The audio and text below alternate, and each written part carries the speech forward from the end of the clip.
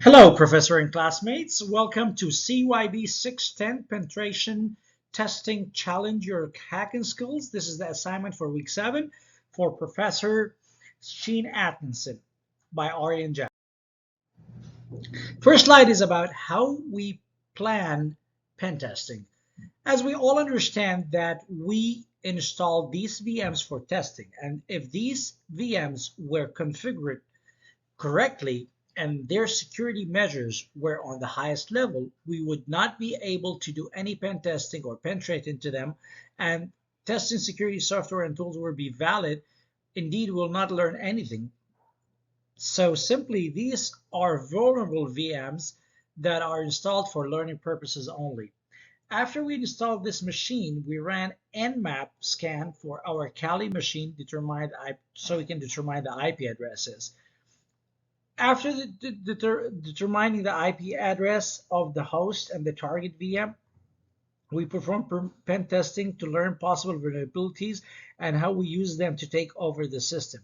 Indeed, we learned via this process how to protect our future systems from common vulnerabilities.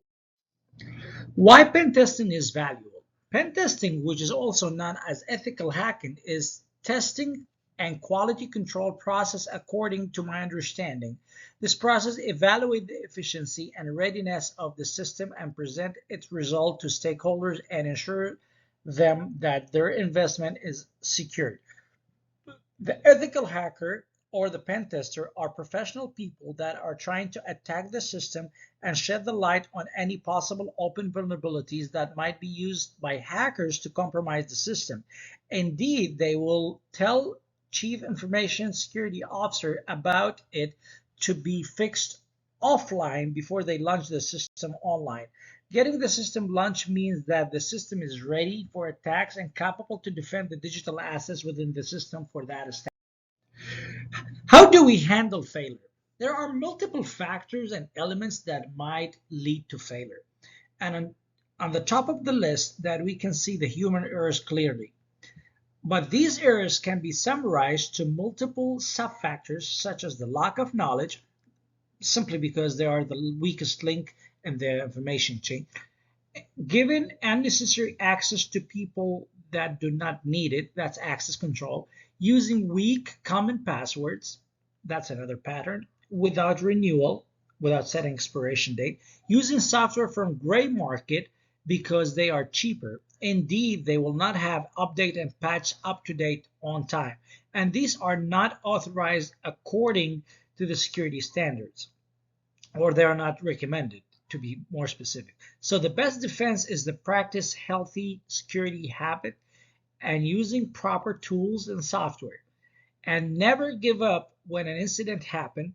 We should follow the security procedure and consider it as an attempt to learn from it.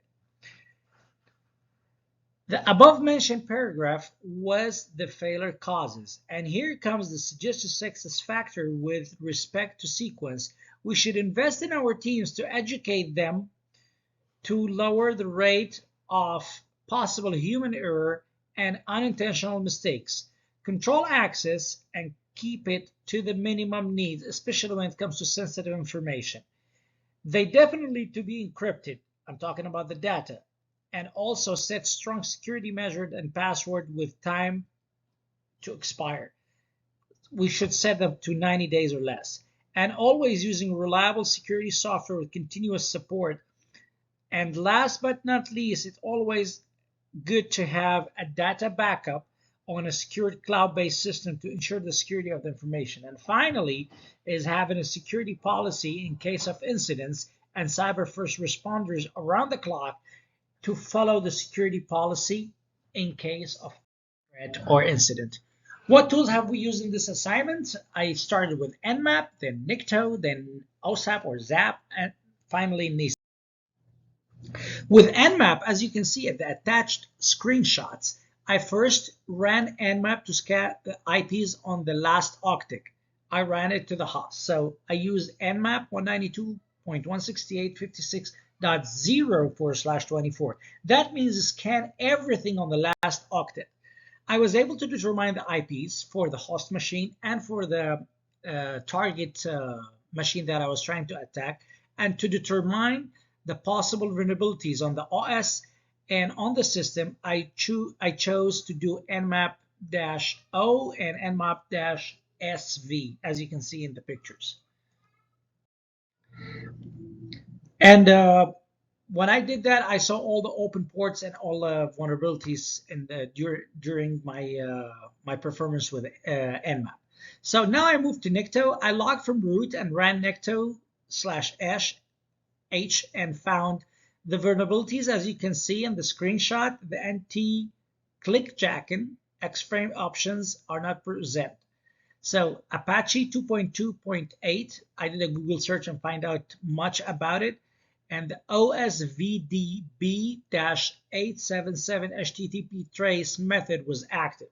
So my risk management was, my treatment, HTTP headers are used in older browser, and we should send proper CSP responses to header, proper setting and authentication cookies using defensive in UI, and to ensure top-level security. I downloaded Zap. This is our third tool. Then I find the vulnerability, I found a cross-site scripting. They call it the XSS CVE-2007-5000, which is well known on Apache 2.2.8. The vulnerabilities were the Apache itself and the CSS or the XCSS, the CVE 2007-5000. My risk management was cross-site scripting exploit user trust that has for the web page he is intending to visit or to target. Cross-site XSS is request and attack that obligate the target to send an HTTP request, and we always recommend HTTPS. Nieces, as we can see, I shot in the bigger assignment 3 screenshots for the Nieces.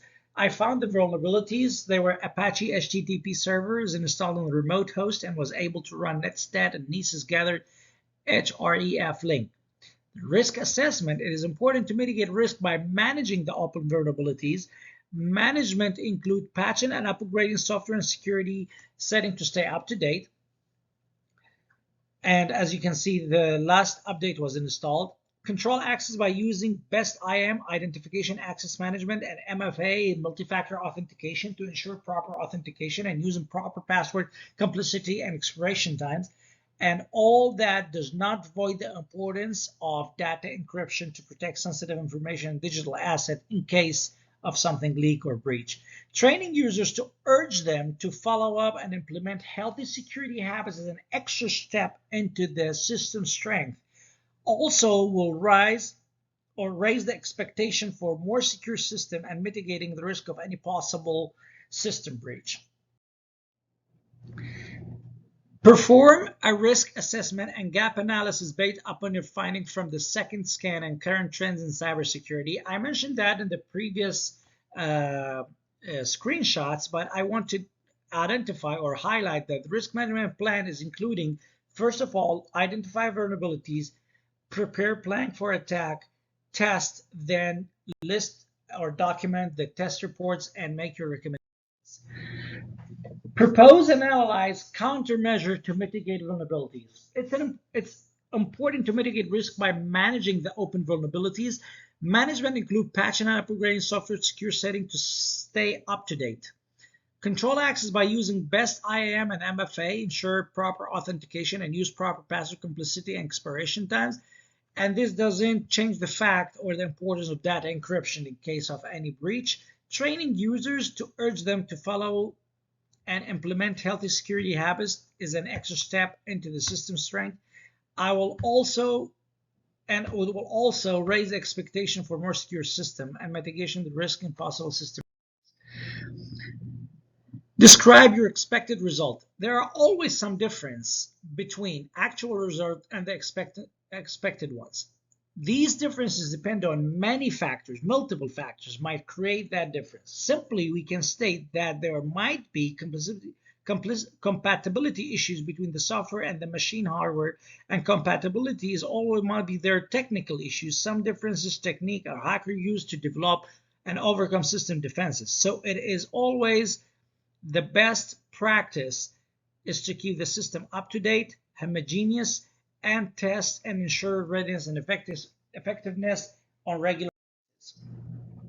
Explain how strategy, establish mitigation vulnerabilities identified in your scans. After all these scans I performed, I came to a conclusion that all these different scans and processes have the same goal and same steps. It's almost the same. However, the processes are different between one to each other, but it's still a security assessment of a system that our main goal is to find open weak points and vulnerabilities that we can or trying to close to have better system that can stand against any possible attack. And continuous system testing and update will result more efficient system security and will also result better security controls. And all this will raise our system readiness against any possible attacks. Understanding these factors that will prefer the system compatibility and the system security over the cost and expense. Thank you, and you have a wonderful day.